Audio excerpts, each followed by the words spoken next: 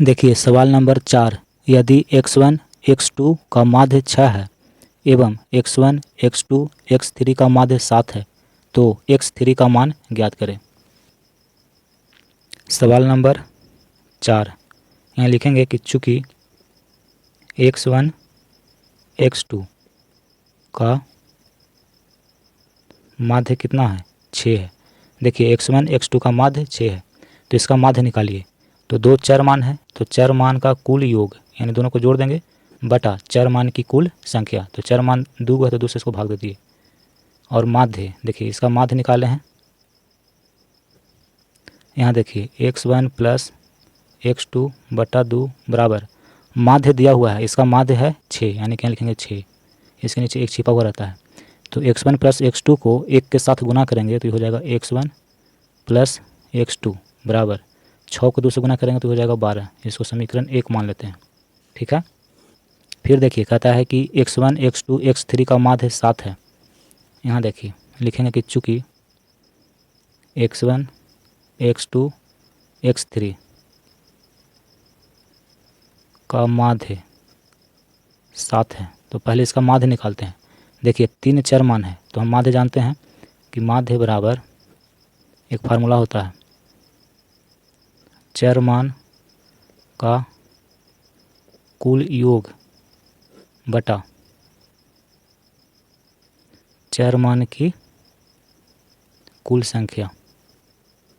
तो माध्य है 7 तो माध्य के स्थान पर 7 लिखेंगे और चर मान का कुल योग तो 3 चर मान है तीनों को जोड़ेंगे x1 plus x2 plus x3 बटा चर मान की कुल संख्या। 3 चर मान है तो 3 से भाग देंगे।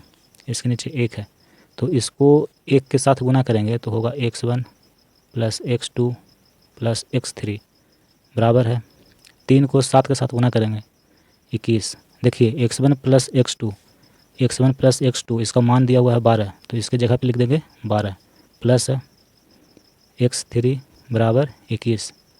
तो x3 बराबर 21 प्लस में इधर आके माइनस में 12 हो जाएगा तो x3 बराबर 21 में से 12 जाएगा तो 9 बचेगा।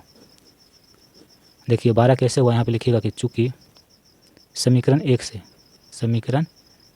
तो समझ जाएगा कि समीकरण 1 में x प्लस x2 का मान 12 है। ठीक है, तो x3 का मान सवाल में पूछ रहा है कि x3 का मान ज्ञात करें तो x3 का मान आया है 9, ये आपका आंसर हो जाएगा। देखिए सवाल नंबर 5, यदि संख्याएं 1 2 4 6 8 हो और पहले 4 की बारंबारताएं क्रमशः 2 3 3 2 हो तथा इनका माध्य 5 हो तो 8 की बारंबारता ज्ञात करें। देखिए चर मान इसमें टोटल 5 गो है तो पहले 4 की बारंबारता दी हुई है और आखिरी जो चर मान 8 है इसकी बारंबारता निकालनी है। ठीक है, और माध्य दिया हुआ है 5।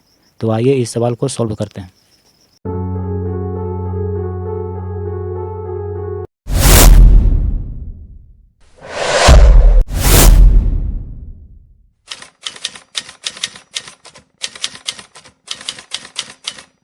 यहाँ देखिए सवाल नंबर 5, सवाल कहता है कि 8 की बारंबारता ज्ञात करें।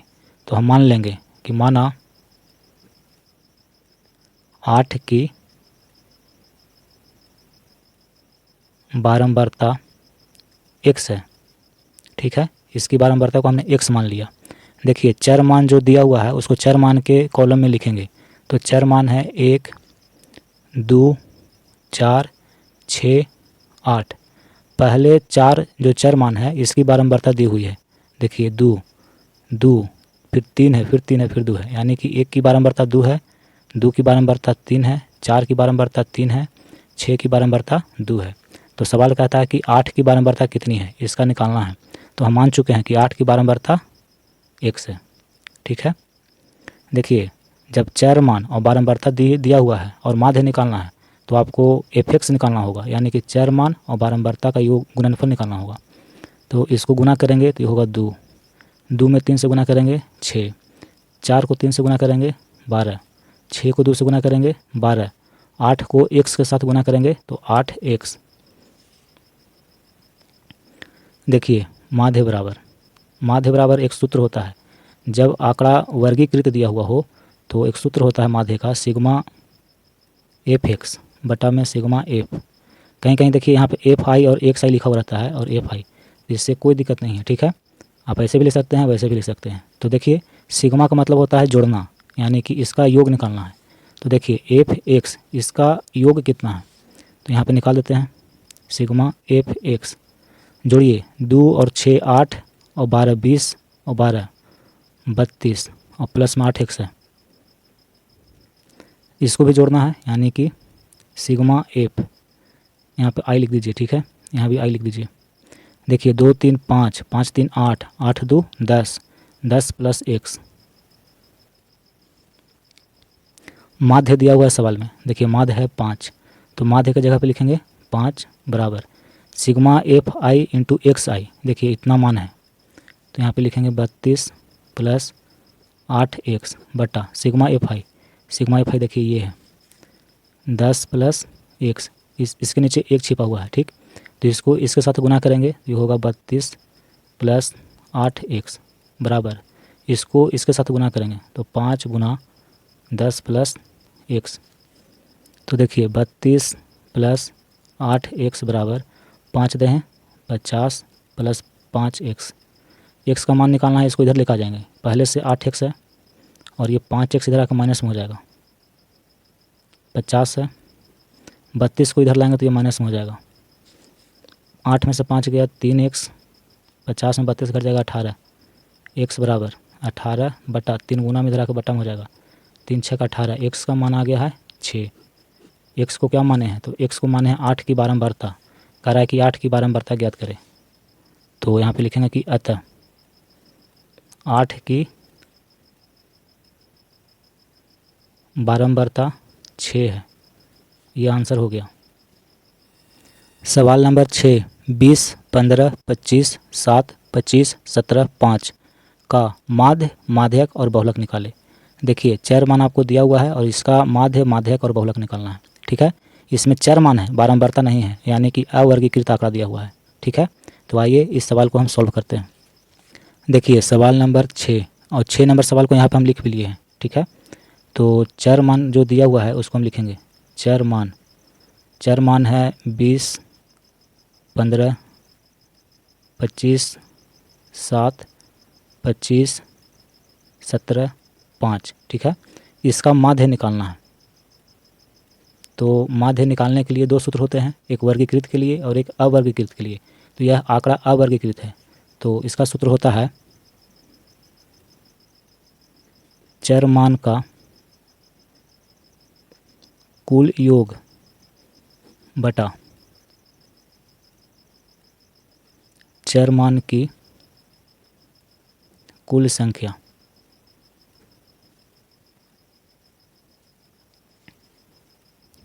देखिए जो चर मान दिया हुआ है सभी को हम जोड़ देंगे, तो 20 plus 15 plus 25 plus 7 plus 25 plus 17 plus 5 और बटा चर मान टोटल कितना है 1 2 3 4 5 6 7, इसको 7 से भाग देंगे, इस सभी को जोड़ना होगा, ठीक है। इसको जोड़िए, तो इसको जोड़ेंगे तो हो जाएगा 114 बटा में क्या है 7 है, 7 से इसको काटेंगे तो कट जाएगा 16.285 ठीक है। तो इसको देखिए लिखेंगे 16.2, देखिए 5 है तो 5 को हटा रहे हैं तो क्या करेंगे कि 8 को 9 बना देंगे, ठीक है, यानी कि ये माध्य आपका आ गया।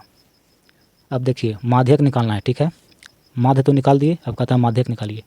तो माध्यक निकालने के लिए सबसे पहले जो आंकड़ा दिया हुआ है इसको या तो आरोही क्रम में लिखिए या अवरोही क्रम में लिखिए, उसके बाद सॉल्व किया जाता है। तो पहले इसको हम सजा लेते हैं, यहाँ लिख देंगे कि माध्यक के लिए, ठीक है, चर मान, जो चर मान दिया हुआ है उसको हम आरोही क्रम में लिख रहे हैं, आरोही क्रम।